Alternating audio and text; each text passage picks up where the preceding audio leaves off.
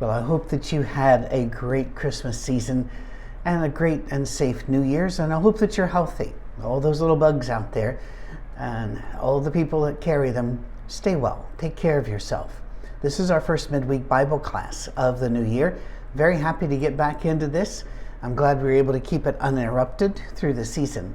We finished last time in 1 Peter chapter 2, verse 10. So those of you that are numerically blessed can figure out that we're going to be in 1 Peter chapter 2, starting at verse 11.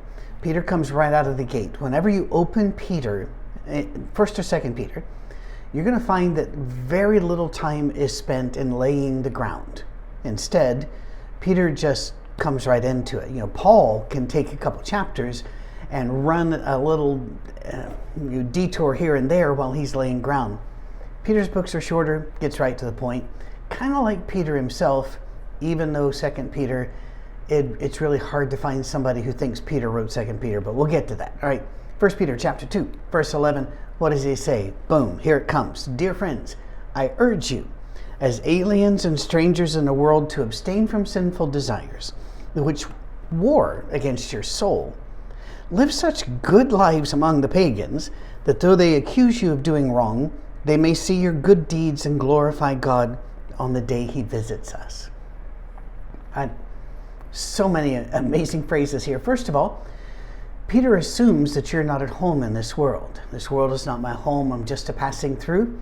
My treasures are laid up somewhere beyond the blue. That great old song. He assumes you already know that now that your citizenship is in heaven, that you're not always going to go along with whatever the culture is saying and doing. That you will be looked upon as strange, that you'll be looked upon as other. I love going to Canada, and I love the Canadian people that I've met. Really, all my life I've gone in and out of Canada and have some of my best friends up there, especially over on Vancouver Island. How you doing, Pat and Patrick? How you doing, Travis? Daniel, all of them, up there. Ian, great people. Anyway, moving on, got distracted. See, Peter doesn't get distracted. Patrick does. That's how you can tell the difference. If I'm in Canada, it is very, very much like the United States and very, very much not. And it's subtle at times. There are times that you can, just for a bit, forget that you're not in your home country. And I'm sure that's the way that it can be for Canadians down here as well. We share a great amount of entertainment, music, culture, foods, and the like. However, there's that little subtle difference that, and it's not always accent, there's sometimes attitude, there's sometimes cultural references, and we'll think, oh, they're not from here. Or, oh, this isn't my home, I'm the stranger here. So Peter's not asking you to be like the wild, stereotypical cartoon character American abroad, wearing a cowboy hat and cargo shorts and look around Paris going, you call this a city? I don't know of people who do that, but that's the cartoonish version of Americans abroad. Peter's not asking us to do that. He's not asking us to wear funny clothes.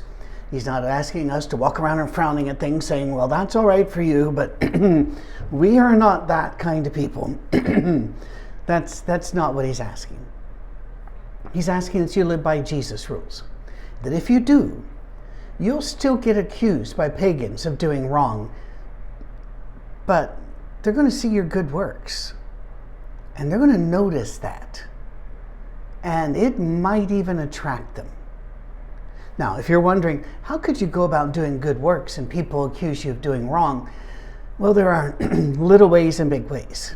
There are times that when you take care of, poor people, that you get accused of enabling them. Other times, when we would feed people, the homeless, when we were in the Detroit area, we were sometimes, only a couple that I can remember, warned by the police that we're not supposed to be feeding the poor people unless we get a restaurant license and unless we get an... And all we were doing is bringing food down to where they were sleeping outside. Well, there are places that have arrested church people for things like that. So that's on the small side. You're just doing good and you got nailed. But there are other considerations in Peter's day. And that is that if you did not take oaths to the emperor, and if you did not take part in the sacrifices, and if you did not start all of your business meetings, all of your club meetings, your gatherings, even all of your sporting events, by making these pledges of loyalty and to the emperor, but also saying that they were gods and saviors and lords, then you were accused of doing wrong.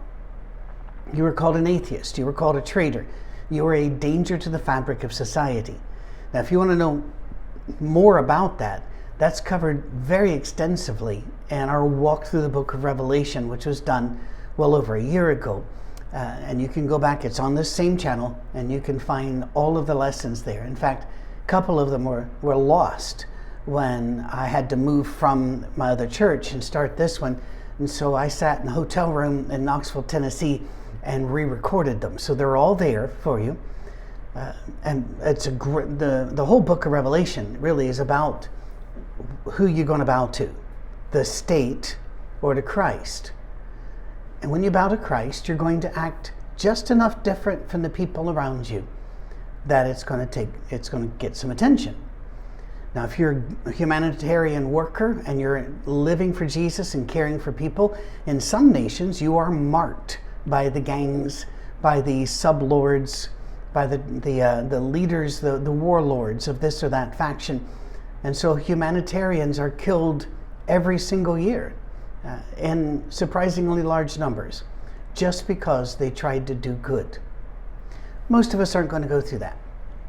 We might be accused of being socially awkward or stuck up. We might be accused of being afraid to join in with whatever's going on. But let's just remember, we belong to Jesus, and it's his approval that we're going for. Because, as he says, you want to glorify God. You want them to glorify God. You want them to say, when God visits, I love that phrase, when God visits, you want the pagans to say, these people treated us really well and did well, even when we didn't get it.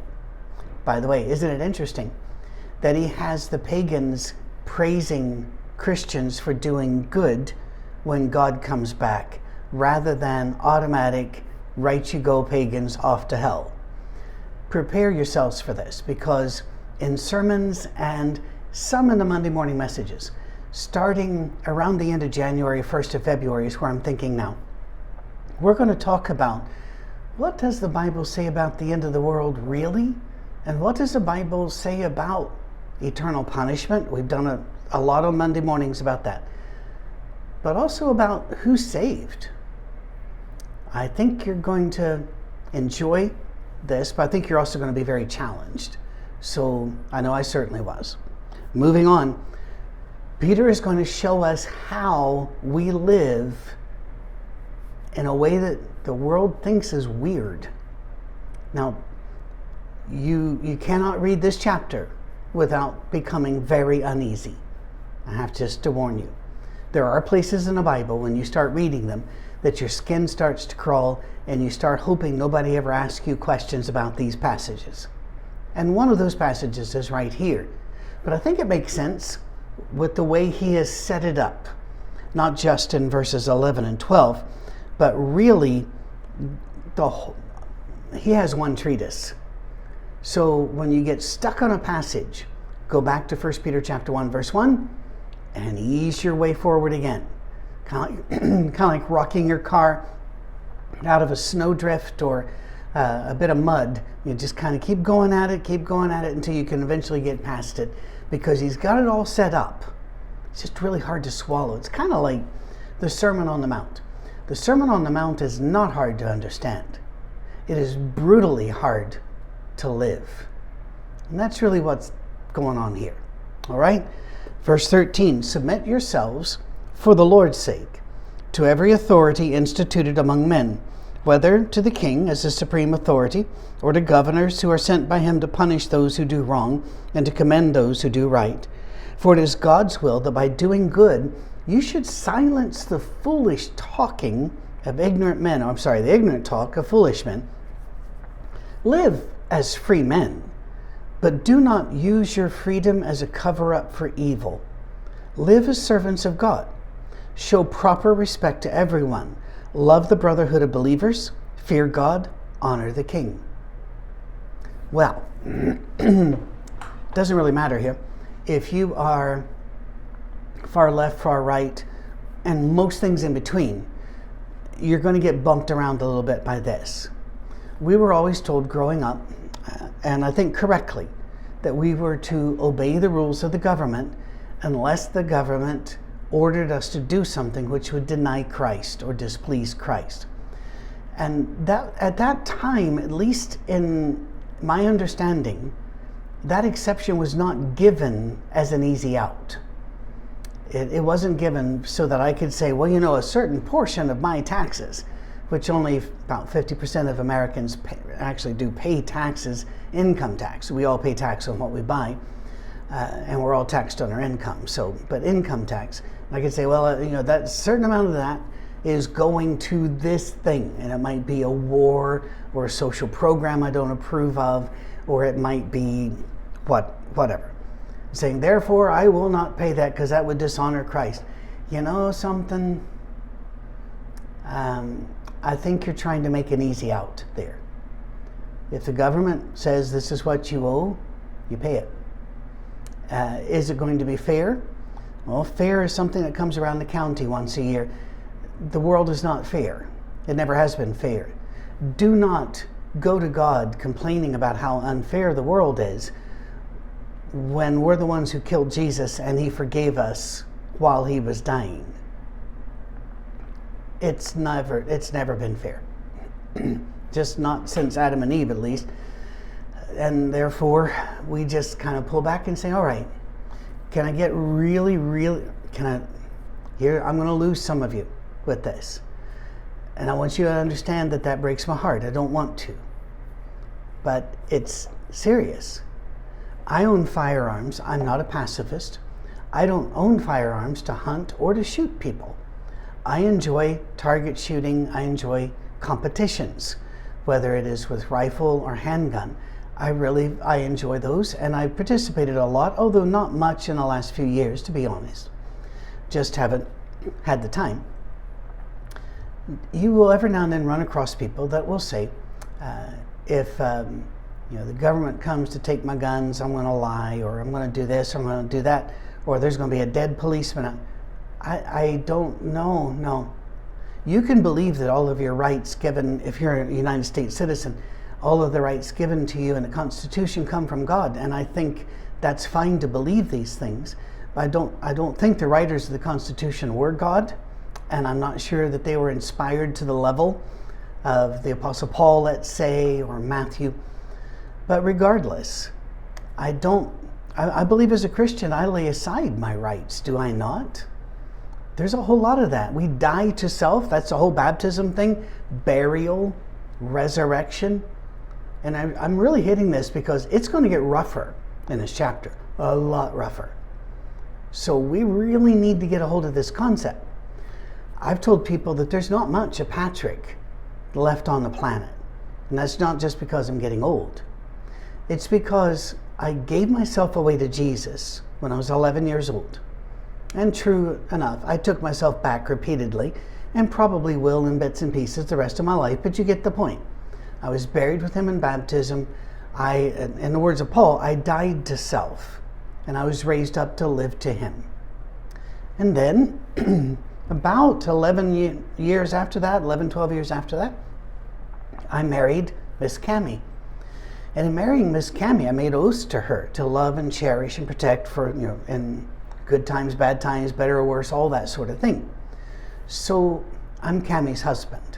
I'm the man that made covenant with Cammie, but also made covenant with Jesus. So guess what? There's not a lot left here for me. 1 Corinthians 7, in fact, Paul says that when you get married, the ownership of your body changes.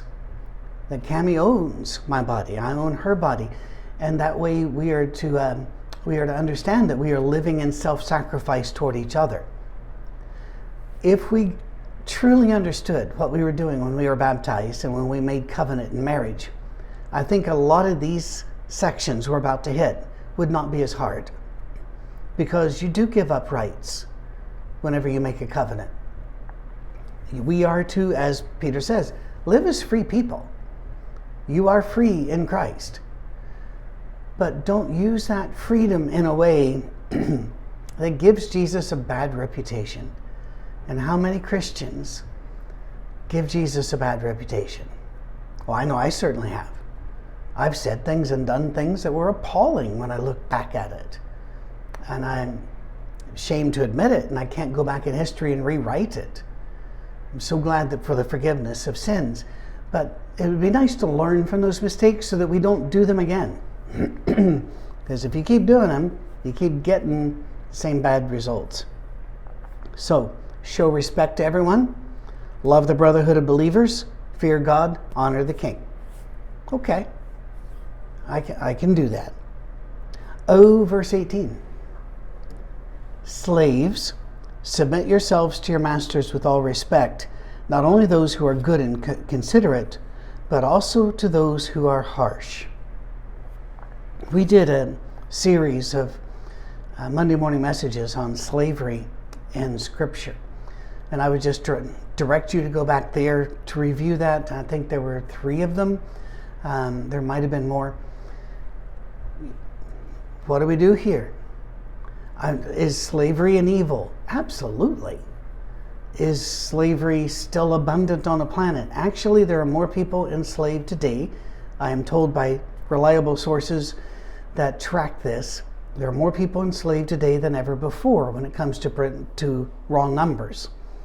I don't know about percentage of human population, but when it comes to raw numbers, the slavery that was practiced in the African slave trade was and continues to be the birth center of billions of people's pains. It was just evil. No matter who operates slavery and who is the slave and who's the master, it's just evil. So why didn't Peter say that? Why didn't Peter just say, slaves, you are free in Christ. You belong to Jesus. You don't belong to any human being anymore. You just walk right on out. Because he couldn't say that. Roman law, remember he's just talked about we have to submit ourselves to the reality of the law. Roman law made it a huge, serious felony, like Class A felony, to release a slave. Because they were very much structured upon a class system. And that class system was of non-citizens, of slaves that had been elevated to a certain level, and then of these families over here and the Senate over here. Everything was so regulated. In fact, just sitting right here is a paper that was sent to me. It's been months ago, and I don't know why it was just sitting there on my desk, but I just thought of that. In this, you find the Roman laws for if you're allowed to wear a sash around your toga, or what kind of toga you're allowed to wear, and this is citizens. And then on a certain occasion, you might be allowed to wear a certain kind of hat, but it had to be this color or this color, and I'm serious. The Romans wanted nothing to mess with their system. And so there was no movement except within the system's rules. And so if you freed a slave, you had disrupted the system. They would capture the slave, either kill or give them to another person, and then you sometimes would be killed. Most often you would lose your citizenship, you would lose your property. So what do? You can't just free your slaves. Well, what if you're a slave? Why don't you just go all Spartacus? Well, if you saw the movie, it doesn't end well. And it didn't end well for Spartacus. It didn't end well for a huge variety of slave uprisings. Instead, Christ's way of changing things is to change them from the inside. That the slaves, by their behavior, by their loyalty, and by their refusal to return evil for evil, which is just such a hard thing. Such a hard thing not to do that. That they might win their masters, but if they do anything else, life is going to be harder or shorter. Peter did not have any control over the government. Jesus and his apostles had no control over the government, and neither do we. Neither do we.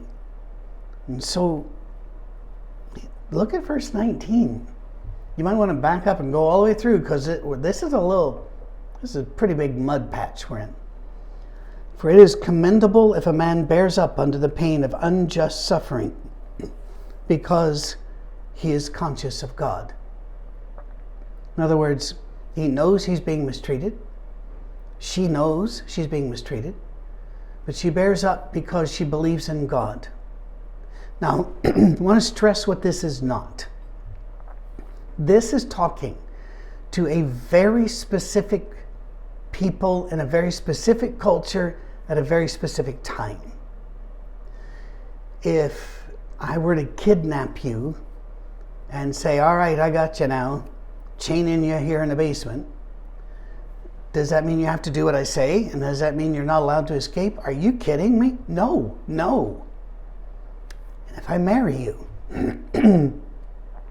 and yet I mistreat you, I verbally abuse you, I physically abuse you, I refuse to support the family, any of these things, I go out and sleep with other people and bring those diseases home to you, any of this, you're not required to bear unjust treatment and just remain conscious of God. We live in a different place. You've got legitimate legal ways to get out, and you should take them. I do not believe in any sense at any time that you should be in a relationship which is abusive. And if you've been caught in one, you know it's a cycle. Monday morning, because that's what I'm doing this. You know that there's a cycle, that they'll say, I'll never do it again, and then they do it. I never do it again, then I do it. You even hear people say, well, he only does it when he's drunk. Let me help you here. Just to really shoot forward in psychology. Normally, they would want to work you through this in about a year in therapy. Let me save you some bucks. People do not behave badly because they drank. They drank so that they could behave badly. He doesn't hit you because he's drunk. He gets drunk so he can hit you. Get out. You are not who he's talking to here. And in fact, I'd go so far to say that the majority of slaves in history are not being addressed here. This is addressing the people under the Roman system, and it was a very tightly controlled, ordered society. That's why even doing good got you in trouble, as Peter said. So do not use this and say God approves slavery and God says you're not allowed to escape slavery. No, there was no way to escape it at this point. Where are you going to run? It's rather like in America, they tend to put their penitentiaries, their prisons, somewhere where it's hard to run. Maybe it's Angola, Louisiana, where it is a vast plain bounded by swamp and river, and it's hard to run. And if they even have one where there are roads reachable, you'll see as you're driving a sign saying, don't pick up any hitchhikers. There's a prison over here. It's hard to run. What if you were a Roman citizen and there were no cars, there were no, you were not allowed to even own certain clothes. Therefore, you never had them. You couldn't get in a disguise. And then you got to travel, but every town you come to, you are met by people at the gates. You are met before you buy or sell. People regulate your movement. So Peter didn't ask them to do the impossible or suicide mission. He basically said, bear up the best you can and be a Christian as much as you can, and God will notice. God will repay. Paul says something like that too, doesn't he? That leave vengeance to God. He sees. He will repay. And he goes, how is it to your credit if you receive a beating for doing wrong and endure it? But if you suffer for doing good and you endure it, this is commendable before God. Now, that sounds awfully easy for you to say there, Peter, because you're not a slave. Just remember that Peter did die for Jesus. And he willingly died. And he died a horrible death for him. Peter believed what he was saying here. He says, to this you were called. You're called to be a slave? No. All believers are called because Christ suffered for you, leaving you an example that you should follow in his steps. For he committed no sin, nor was deceit found in his mouth. When they hurled their insults at him, he did not retaliate. When he suffered, he made no threats. Instead, he entrusted himself to him who judges justly. He himself bore our sins in his body on a tree, so that we might die to sins and live for righteousness. By his wounds you have been healed. Isaiah 53. For you were like sheep going astray, but now you've returned to the shepherd, and he uses a word here, and overseer of your souls. People on earth just think they're your master, but your master is Christ. Is this hard to read? Yeah, and we're not even done. Chapter 3 is not going to give you any break. You're not going to catch any chance to get your breath. Wives, in the same way, be submissive to your husbands, so that if any of them do not believe the word, they may be won over without word by the behavior of their wives, when they see the purity and reverence of your lives. So, is he telling women to stay in abusive relationships? No, he never mentions abuse here at all. Is he asking you to stay with them because you locked it in? Yeah, you know, you're 17, you made a decision, parents signed off on it, you got married, there you go. We would all love it if we all married well and our mates considered that they married well too, and that with Jesus and the Holy Spirit that we were able to go through life together. But we know that many people, many of you, were not given that blessing. That either you fouled up or your marriage partner fouled up, or there was some rot underneath. There are ways, Paul talks about it, Jesus talks about it. There are legal ways and there are moral ways to end a marriage when you have to. That's not what he's talking about. He's just saying, women, let's say that you're all in for Jesus, but your husband doesn't like Jesus, doesn't think about Jesus, has no interest in Jesus. What should you do?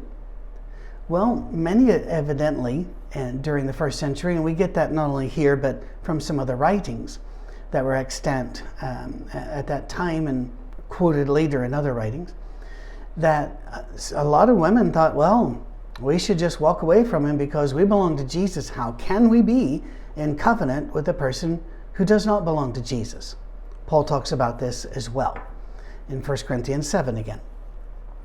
Here, submissive, it's not a word I like, but I can't make it mean something that I like.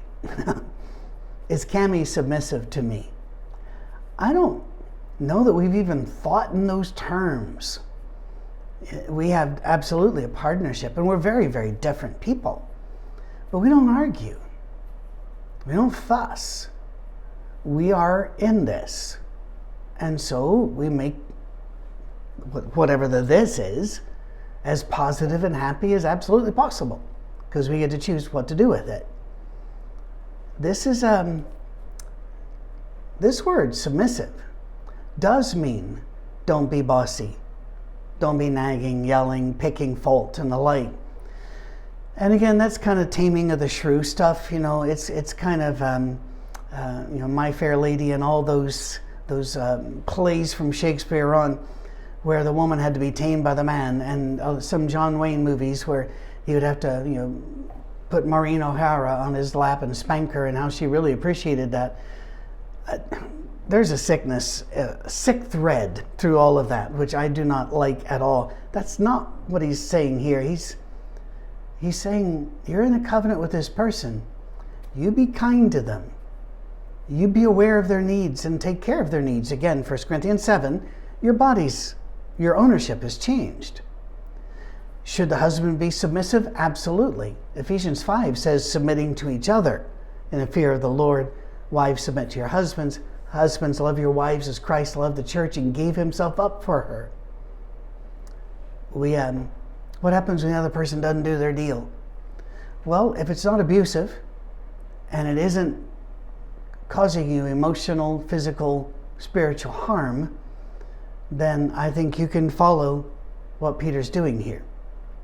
But please be aware, he is talking to a very narrow group. His target demo is very small.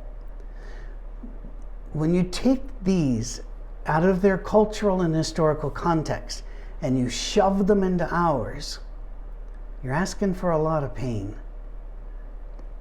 God doesn't ask you to do that. He says, love God and love each other as you love yourselves. And upon that hung the entire law and the prophets. And God breaks into history with Moses and Elijah and says, pointing at Jesus, you listen to him.